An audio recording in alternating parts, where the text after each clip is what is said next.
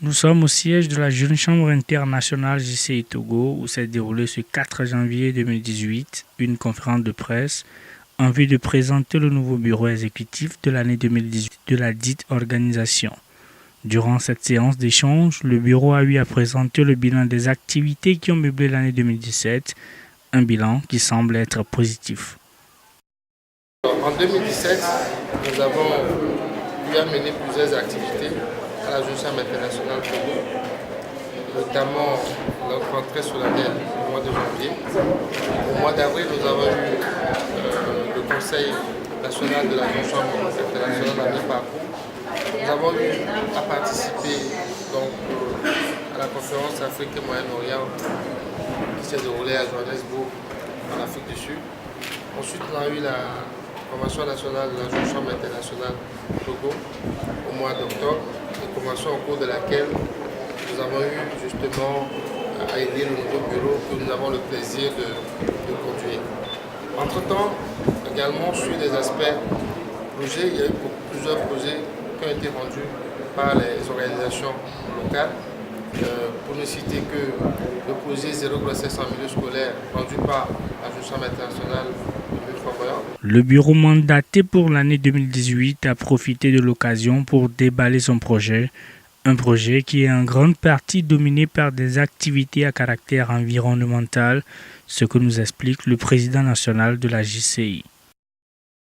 Le projet de ce mandat est un projet, comme vous l'avez constaté, aujourd'hui le phénomène du changement climatique est un phénomène qui touche toute la planète entière. Il n'y a pas encore très longtemps, les chefs d'État et de gouvernement se sont retrouvés pour discuter des financements justement de la lutte contre le changement climatique.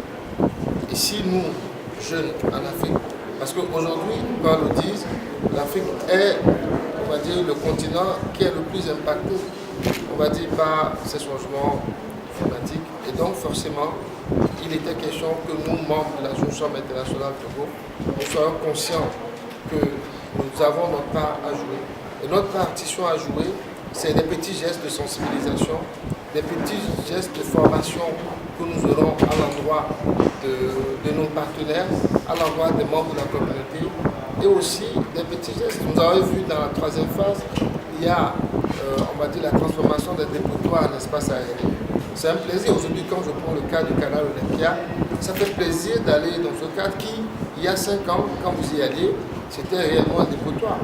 Donc quel plaisir nous aurons à transformer encore d'autres dépotoirs en espace de jeu ou en espace aéré. Ce sera réellement pour nous le moyen de pouvoir dire à la communauté de pouvoir apporter notre contribution au développement de ce pays. Après la présentation du thème et du logo du mandat de l'année 2018, les participants à la conférence de presse ont eu l'occasion d'échanger avec le bureau en place, un échange durant lequel la question sur les personnes qui pensent adhérer à la Jeune Chambre internationale a été évoquée.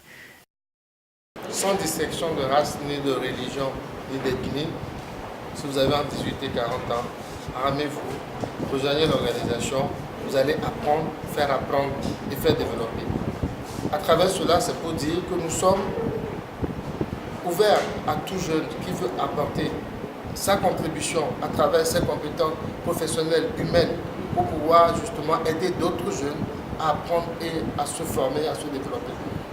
Donc, est-ce que nous offrons des emplois? La Jeune Chambre est une organisation associative qui mène et rend des projets. Nous n'avons pas d'emploi. Maintenant, si à travers le rendu de ces projets, des jeunes se manifestent et qu'à travers des partenariats que nous avons, et certaines institutions vont à des jeunes des compétences et veulent